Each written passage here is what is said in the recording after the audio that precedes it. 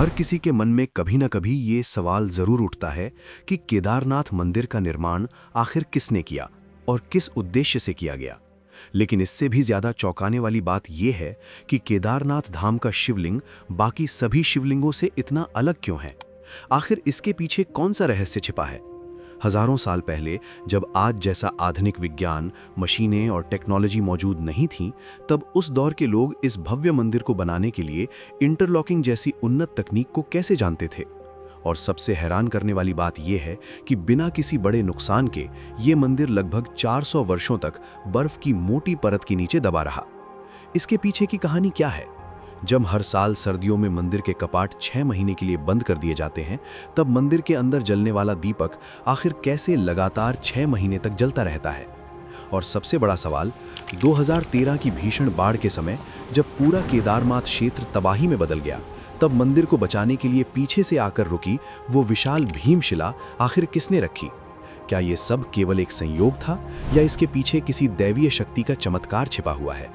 इन सभी रहस्यमय सवालों के जवाब खोजने के लिए हमारे साथ बने रहिए, क्योंकि इस डॉक्यूमेंट्री में हम आपको केदारनाथ धाम से जुड़े उन अनसुने और चौंकाने वाले रहस्यों से रूबरू कराने वाले हैं जिनका जवाब शायद आज भी आधुनिक विज्ञान के पास नहीं है।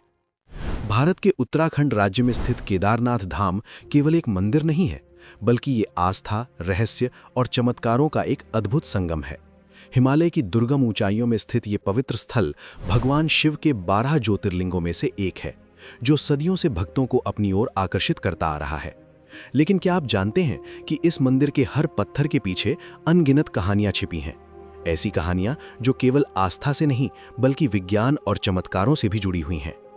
16 जून 2013, वो काली रात जब प्रकृति ने अपना रौद्र रूप दिखाया। उत्तराखंड के केदारनाथ क्षेत्र में चारों ओर केवल विनाश ही विनाश था। भारी बारिश और चौराबाड़ी ग्लेशियर के टूटने से मंदाकिनी नदी उफान पर आ गई। पानी, पत्थर और मलबा सब कुछ अपने साथ बहा ले जा रहा था। जहां कभी पहाड़ों की सुंदरता थी, वहां अब मौत का तांडव नजर आ रहा था। होटल, घर, दुकानें सब कुछ बाढ़ की चपेट में आ गया। करीब 6000 लोगों की जान चली गई और लाखों लोग बेघर हो गए। लेकिन इस भीषण आपदा के बीच एक सवाल सबके मन में था, क्या ये प्रलय भगवान शिव के पवित्र धाम को भी तबाह कर देगी। जैसे ही बाढ़ का पानी केदारनाथ मंदिर की ओर बढ़ा, तभी अचानक एक विशाल पत्थर पानी के तेज बहाव के साथ बहता हुआ आया और मंदिर के ठीक पीछे जाकर रुक गया। यही पत्थर आज भीमशिला के नाम से जाना जाता है। ये शिला मंदिर से लगभग 50 फीट पीछे आकर रुक गई और बाढ़ के पानी को 2 हिस्सों में बांट दिया। मानो स्वयं भगवान शिव की कृपा ने मंदिर को विनाश से बचा लिया हो। बाढ़ का सारा पानी भीमशिला से टकराकर मंदिर के दोनों ओर से बह गया। आसपास के सभी ढांचे पूरी तरह नष्ट हो गए, लेकिन शिव का ये पवित्र धाम चमत्कारिक रूप से सुरक्षित बचा रहा। ये केवल एक घटना नहीं थी, बल्कि ये भगवान शिव में भक्तों की अटूट आस्था का जीवंत प्रमाण बन गई। इस विशाल शिला को स्थानीय लोगों ने महाभारत के वीर योद्धा भीम के नाम पर भीमशिला कहा।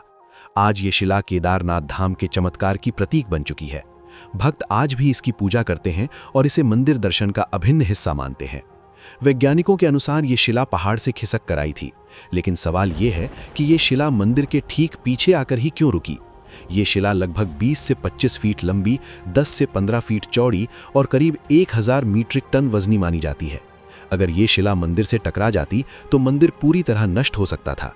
उस समय मंदिर के अंदर लगभग 300 लोग शरण लिए हुए थे और इस शिला की वजह से उन सभी की जान बच गई।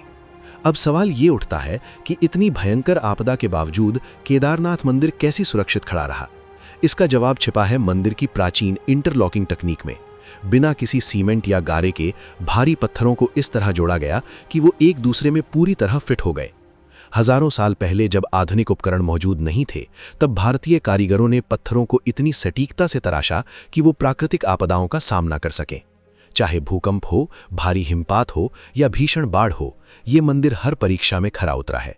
2013 की आपदा में जब पूरा क्षेत्र तबाह हो गया, तब भी केदारनाथ मंदिर अपनी जगह अडिग खड़ा रहा।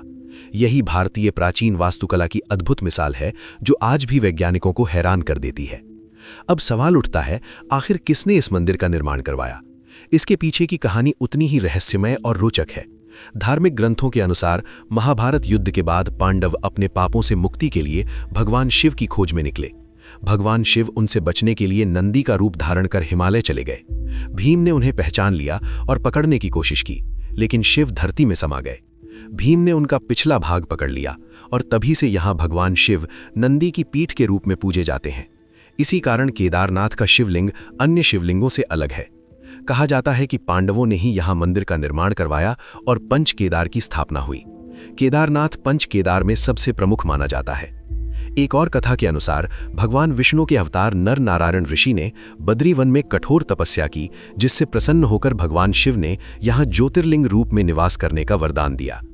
8वीं शताब्दी में आदि शंकराचार्य ने इस मंदिर का पुनर्निर्माण करवाया और इसे एक प्रमुख तीर्थ के रूप में स्थापित किया।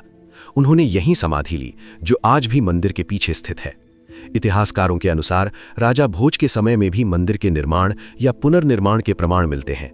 इससे ये स्पष्ट होता है कि केदारनाथ मंदिर की प्राचीनता हजारों वर्षों में फैली हुई है।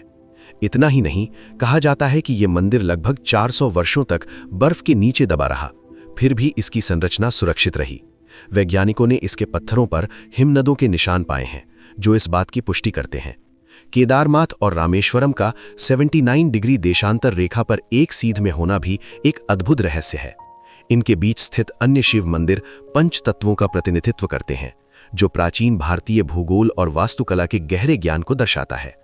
और अंत में वो रहस्य जिसने भक्तों और वैज्ञानिकों दोनों को चौंका दिया, कपाट बंद होने के बाद भी 6 महीने तक जलता रहने वाला दीपक। मान्यता है कि इस दौरान देवता और गंधर्व भगवान शिव की पूजा करते हैं। वैज्ञानिक आज भी इस रहस्य का कोई ठोस जवाब नहीं ढूंढ पाए हैं। ये सब केवल कहानियां नहीं हैं, बल्कि उस अलौकिक शक्ति का प्रमाण है जो केदारनाथ धाम को अनंत काल तक पावन बनाए रखे हुए है। अगर आपको ये डॉक्यूमेंट्री पसंद आई हो तो कमेंट में हर हर महादेव जरूर लिखें और चैनल को सब्सक्राइब करना न भूलें। मिलते हैं अगली रहस्यमय डॉक्यूमेंट्री में। जय हिंद, जय भारत।